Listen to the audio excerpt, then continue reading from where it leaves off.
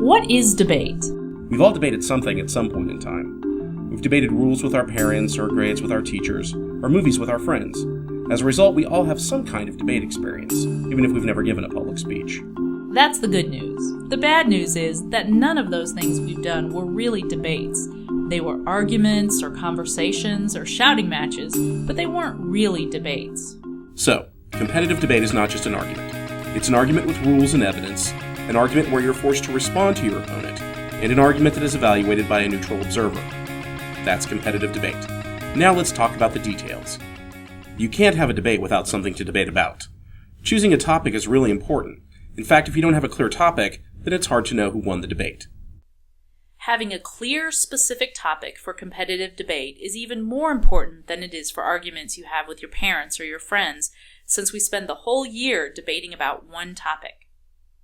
That's right. 1 year, one topic. Now, don't worry. We try not to pick topics that are too small or too easy. Every high school and middle school debater in the country debates the same topic, so we spend a lot of time working on it. Representatives from the debate community pick a topic that is timely and that deals with the issue of national concern. The most important thing to know about a debate topic is that it's always about change. In fact, debate topics always come in the form of a statement about what kind of change should take place. For example, the Supreme Court of the United States should rule that it is constitutional for our government to torture people suspected of terrorism. The government of South Carolina should stop flying the rebel flag over the state capitol. McDonald's needs to stop selling fries and serving so big they could afford to feed a family of 5.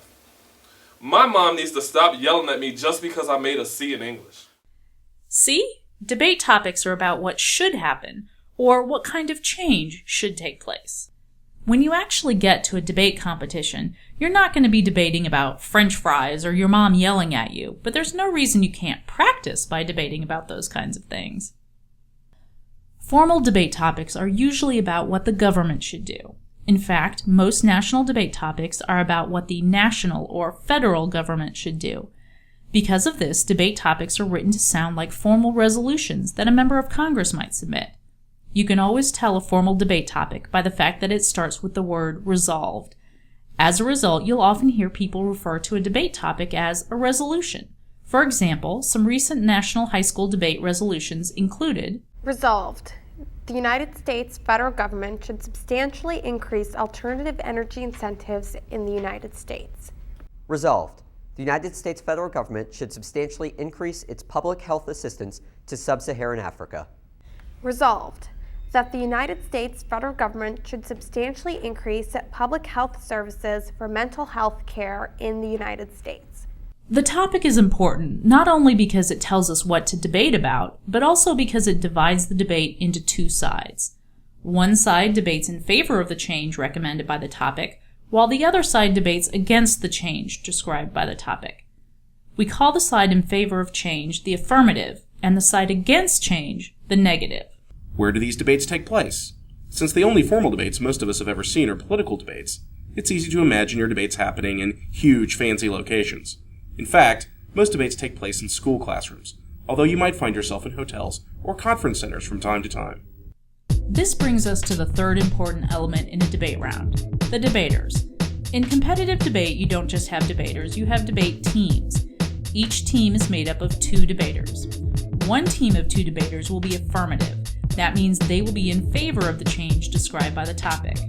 The other team of 2 debaters will be negative, which means they will be against topical change. And of course, there's the judge in the back of the room listening to the debate. Seems pretty simple, doesn't it? 2 teams. Each team has 2 players. The teams debate about a specific topic that says we need some kind of change. One team says change is good, the other team says change is bad. The judge in the back of the room decides who wins. Those are the players, and that's the competition.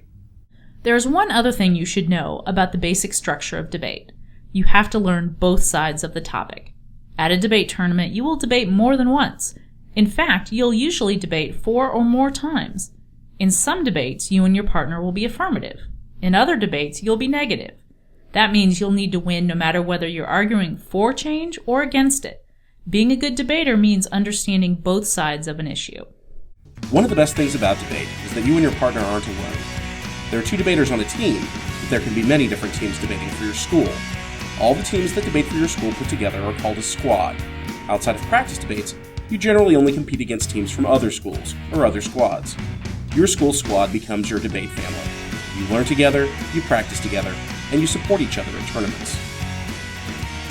So, now you know the topic and the players. Let's talk about the debate itself.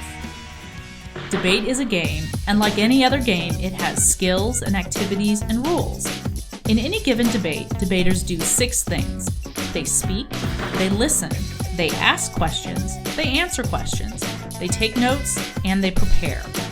All of these things happen in a specific order, which is designed to create clash and to give each team a roughly equal chance to win the debate. First, let's talk about the speeches debaters give in debate rounds. Before we start, it's important to know that debate has positions, kind of like basketball. In basketball, you might be a guard or a forward or a center, and what position you play will affect what you do on the court. In debate, you can either be a first speaker or a second speaker, and which position you have will affect which speeches you give in the debate, as well as what kind of arguments you tend to make. Knowing the positions in the debate also makes it easier to keep track of who speaks when. So remember, there are 2 teams, the affirmative and the negative. Each team has 2 speakers. That means there's a first affirmative speaker, a second affirmative speaker, a first negative speaker, and a second negative speaker. In the debate, each speaker will give 2 speeches. The first speech they give is called a constructive speech. This is the speech where debaters are allowed to introduce new arguments, or to construct the main arguments they will use in the debate. The second speech debaters give is called a rebuttal. In this speech, debaters are supposed to build on the arguments they made during the constructive, using them to answer or rebut the arguments made by the other team. Constructive speeches are always longer than rebuttals. In high school, constructive speeches are often 8 minutes long, while rebuttals are often 5 minutes long. Speeches in a debate occur in the following order: the first affirmative constructive, the first negative constructive, the second affirmative constructive, the second negative constructive, the first negative rebuttal, the first affirmative rebuttal, the second negative rebuttal, the second affirmative rebuttal. To make things easier, debaters usually refer to these speeches by their initials. So the first affirmative constructive is the 1AC, while the second negative rebuttal is the 2NR. Now, if you're paying attention, you'll notice that there's something weird going on with the order of these speeches. At first, they alternate: affirmative, negative, affirmative, negative. And then all of a sudden, the negative speaks twice in a row. Let me explain. In debates, the affirmative gets to speak first and last. This is because the affirmative has to persuade the judge to vote for change, and it's really hard to do that. The affirmative needs all the help they can get. On the other hand, we have to make sure the negative has a fair chance to win. So the negative gets a large block of time in the middle of the debate to present their case against change. As we mentioned before, speeches aren't the only things that happen in a debate. Each debater also gets to ask questions of one member of the other team. After each constructive speech a team gives, one member of the other team gets to cross-examine the person who just spoke. This cross-examination period only lasts a few minutes, usually 3, but it gives each speaker the opportunity to get answers to important questions and set up future arguments. Just as there are rules for who speaks first and second, there are rules for who gets which cross-examination.